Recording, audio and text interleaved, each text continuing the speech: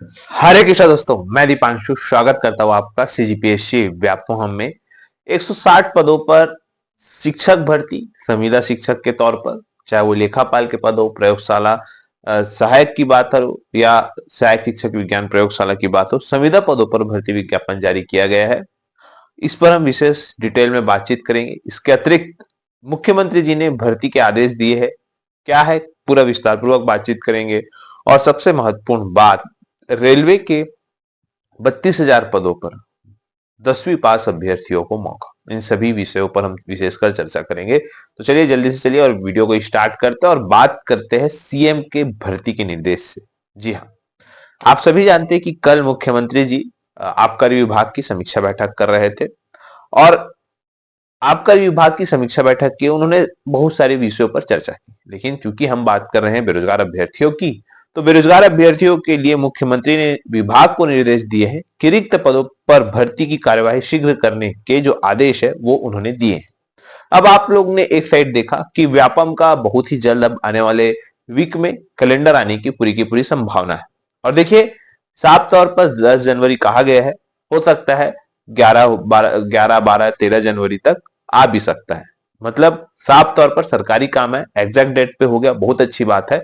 अगर तिथियां आगे बढ़ती है, इसका मतलब साफ है कि चुनाव के पहले, चुनावी आचार संहिता के पहले आप लोगों के लिए व्यापम का कैलेंडर होगा। और व्यापम के कैलेंडर में सभी भर्तियां होंगी जो पिछले साल से नहीं आई है और पिछले साल से जो आ चुकी है, जिनका एग्जाम नहीं हुआ है, बहुत सारे रिजल्ट नहीं आए हुए हैं व्यापम की वेबसाइट पे, बहुत सारे जो मॉडल आंसर है, खासकर सेट का, बहुत सारे अभ्यर्थी पूछ रहे हैं सर सेट का मॉडल आंसर कब आएगा। तो निश्चित तौर पर जो सेट का मॉडल आंसर का जो दावा आपत्ति है और भी बहुत सारी चीजें हैं, आपको आने वाले सप्ताह में जो व्यापम की वेबसाइट पे एकदम बहुत ही शानदार तरीके से देखने को मिलेगी।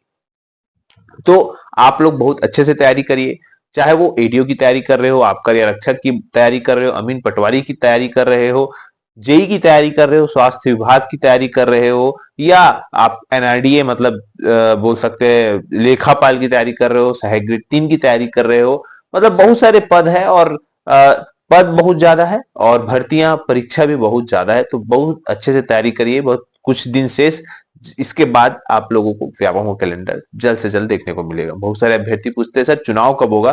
देखिए, चुनाव कभी भी हो, आप लोगों के लिए वैकेंसियों का नोटिफिकेशन चुनाव के पहले आ जाएगा। इस चीज के लिए आप लोग निश्चिंत रहिए। जैसे कि अलग अलग राज्यों में आप लोगों ने देखा, चाहे वो मध्य प्रदेश हो, राजस्थान हो, ये सभी राज्य जो है पहले ही डेट डिसाइड कर दिए हैं और अब जो है चुनाव के दरमियान भी अगर इनका नोटिफिकेशन आएगा तो कोई दिक्कत नहीं होगा, क्योंकि इन्होंने सबसे पहले क्या जारी कर दिया, नोटिफिकेशन जारी कर दिया, कैलेंडर जारी कर दिया है कि भाई इस तारीख को इस पद का नोटिफिकेशन आएगा। तो उसके बाद चाहे आचार संहिता लगे तो भी कोई दिक्कत नहीं होता। तो छत्तीसगढ़ में भी उसी तारतम्य में ही काम होगा, उस चीज के लिए आप निश्चिंत रहिए और बस आप लोग अपनी तैयारी को अच्छे से करिए, क्योंकि देखिएगा कि कदर जो है कंपटीशन ज्यादा है।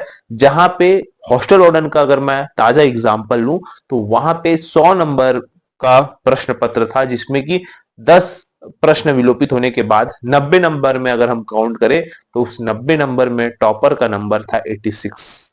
मतलब आप सोच सकते हैं कि किस कदर जो है वो कंपटीशन बढ़ा है। और आप देखेंगे कि टॉप 10 लिस्ट 80 से ऊपर वालों का ही है। तो उस तरीके से आप लोग तैयारी करिएगा कि आप लोगों का जो है सिलेक्शन हो, और कंपटीशन जो है दिन ब दिन जो है वो बढ़ती ही जा रही है।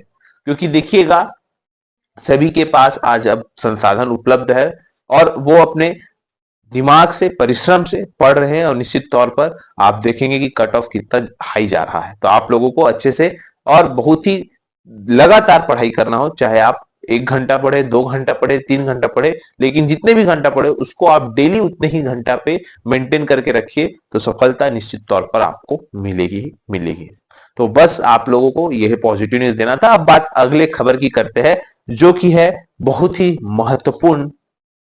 32,000 से अधिक पदों पर रेलवे में जो आने वाले समय में ग्रुप डी का भर्ती आने वाली है, उसमें बहुत सारे अभ्यर्थियों में कहीं ना कहीं एक कंफ्यूजन था कि क्या सर इसमें आईटीआई होगा कि क्या इसमें 10वीं पास होगा। तो देखिए, आप सभी के लिए अलग अलग ग्रेजुएशन हो, अलग अलग जो योग्यता हो, वो मैटर नहीं करता। मैटर ये करता है अगर आप 10वीं पास है तो रेलवे में निकलने वाले 32,000 पद के लिए आप योग्य है। तो आप लोगों को क्या करना है, जैसे कि आप देखेंगे कि रेलवे के जो ग्रुप डी के एग्जाम होते हैं उसमें जो क्वेश्चन होते हैं किससे आते हैं, मैथ्स रीजनिंग से ही आते हैं, जीएस से आते हैं। तो इन तीनों जो एक बोल सकते हैं पोर्शन है उसको आप अच्छे से कर लीजिए अच्छे से, ताकि जो ग्रुप डी की भर्तियां हैं तो आप लोगों का जो सिलेक्शन है वो निश्चित तौर पर हो, क्योंकि बहुत बड़े पैमाने में लगभग 32,000 पद है।